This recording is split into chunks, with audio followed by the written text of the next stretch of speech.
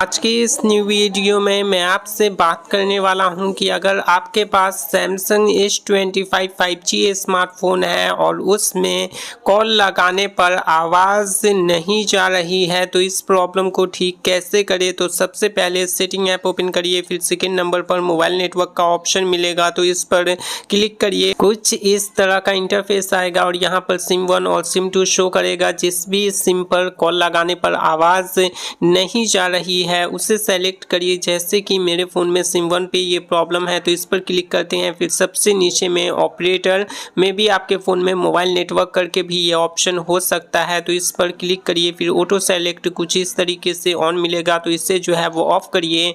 Of करने के बाद ये थोड़े टाइम के लिए सर्चिंग लेगा, फिर ऑटोमेटिकली हायर नेटवर्क पे ये सेलेक्ट हो जाएगा और आपने ऑटो सेलेक्ट जो ऑफ किया है इसे ऑन करिए। ऑन करने के बाद फ़ोन के पावर बटन को टैप करके होल्ड करिए, रीस्टार्ट और पावर ऑफ का ऑप्शन आएगा तो आप अपने फ़ोन को स्विच ऑफ करके ऑन करिए। जब फ़ोन ऑन हो जाएगा उसके बाद कॉल लगाने पर आवाज़ जाने लगेगी।